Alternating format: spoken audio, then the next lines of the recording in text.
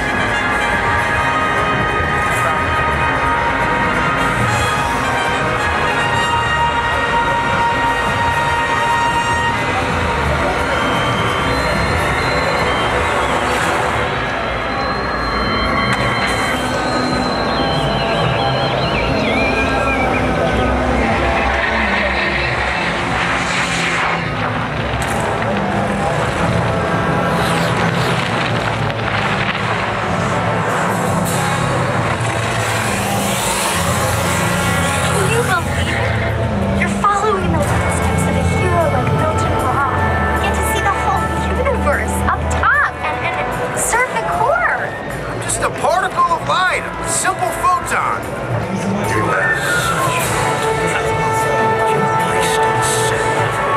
I just don't see any point in bouncing around the cold, dark vacuum of space.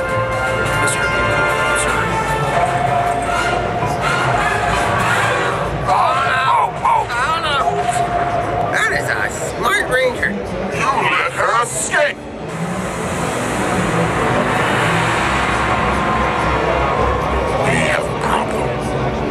Ranger is a neutrino. The four fundamental forces of gravity, electromagnetic, weak and strong, barely touch. Admiral Fear, the Earthlings must not discover Titan's secrets. With such knowledge, mankind could prevent their own annihilation. The Ranger must be stopped before she can warn Cassini. Her message must not be delivered. The message in this gem must reach the Cassini commander. It must get there in less than 2 hours. We'll never get there that fast. I can't, but you can. Rain up! The fate of trillions depends on it, Dave. This young photon, Dave, escaped with a message. I don't know any Cassini commander, but I totally know where Saturn heads. We can ride the solar winds all the way there. Check out the spider crater on Mercury. It's mad cool. Awesome! Here comes Venus. Right. Heads up!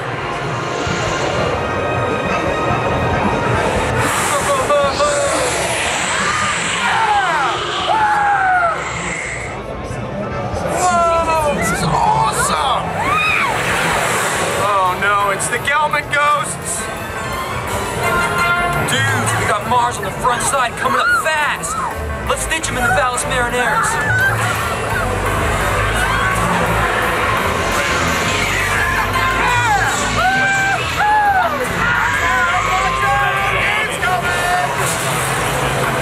That was sweet. These are actually real footage right here.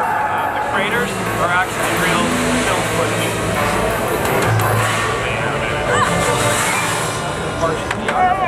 Very cool. I think we can stop it there. It's awesome, man. Very cool stuff. So within that music, I think let's open up a track now, and you can we're gonna watch a shorter film now, and then kind of get into these tracks. So he has a in the video. There's a no. You can close it up. There's a video underneath there. So you can just max maximize that. Now, what you're going to see for a video, this is the actual work file video. It's not final animation or anything, but this is what I'm given to work with. Right, so this is a working, what's it called? A working? Just a work file. A work file. Work print. Work print. Work print. I like work print. Are we going from the beginning? Sure.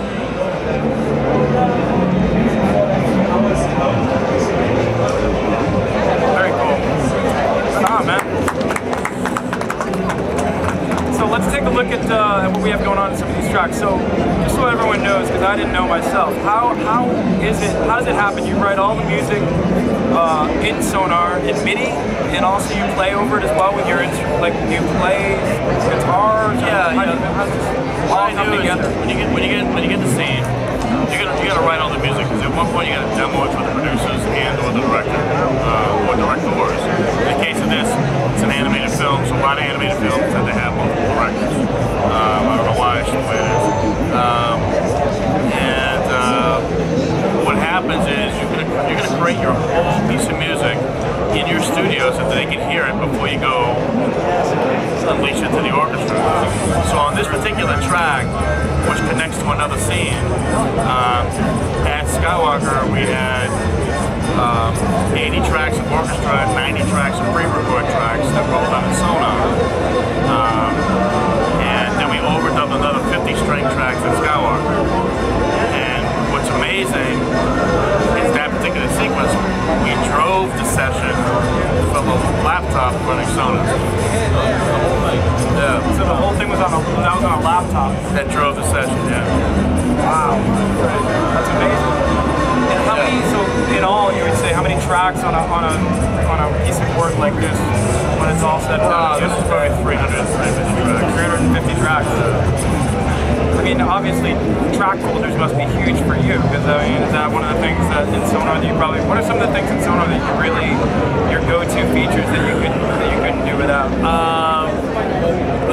One of the overall key things I've always said about Sonar all throughout the years, and as everything's evolved from Cakewalk to Sonar to X1, all these different things, is there's always still this overlying thing of some, I don't want to say simplicity, but ingenuity. Like, I don't talk right, but intuitivity. I like intuitivity. Intuitivity. Intuitivity. Intuitivity. That should be in the box. I'm really digging right now that I'm like going, here we go. The way the effect change work. Right. Effect Change 2.0. Oh man. Brandon, why don't you show a little bit of Effect Change 2.0 and how that all works with expanded to X1? So dragging that in, dropping it there, it will open up a whole bunch of different effects. So this is like a tube leveler underneath here. This would be, guitar rig 4. This is Zeta effects. There's all these different things down here. You can drag around the order of the effects, but the cool thing is you can set up just a series of knobs. It's like a big multi-effect essentially. So I imagine in your case, there's some sort of sound design. I mean, every time I've gotten projects from you, there's certain things you like to use a lot, like say it as an effect or something like that, to get a certain kind of sound. And once you've done that, you can save it as an effect chain. But more than just dragging it and having all these different interfaces, you end up with just a series of knobs that control all the very pertinent things. So this will control something in a particular one of these particular plugins: drive, squash, gain. So it becomes one effect that essentially has 4 or 5 effects or 6 effects underneath it. So, and then you can just save them, and you have a list, and you can give them a descriptive name like liquid morph balls, and drag them in and use them whenever you want, and they're fully automatable and everything. No, it's really awesome, because say you're doing like in a case like when I'm doing a cue like this, and I create like a series of effects that I really dig. It's really grooving, it's really working, and I want to apply that same sound now to another instrument because it makes sense. Rather than go over and recreate the whole damn wheel, I just take that block, drag it over, or I save it as a chain, bring it over, but then I can still manipulate it further, but it saves a lot of time. I mean, it's like, because I mean, otherwise I would have to go back in, recreate the whole chain. I think the other thing you were talking about was the track templates that you had mentioned to me last night when I was talking to you that you've been using a lot, because you've got, with what you're doing with 300 tracks, you can't go through every day, and if you're doing a new session, set up track. Right. So what we have now in SONAR X1, Expanded M and SONAR X1 is, if you can show them just with track templates. Yeah, so track templates are, I mean, you can have any number of instruments and buses, anything you'd want to set up, and it can be as complex or as simple as something like this. For instance, if we were to drag in, this one is just, it sets up, true pianos, and it's, ready to go, true pianos there, or, and it's got a little bit of reverb on it. Just ready to go with the right module. Yeah, whatever you haven't tweaked out, whatever outputs you have, effects, whatever, and that's your basis, boom, it's loaded, because you're always going to use that.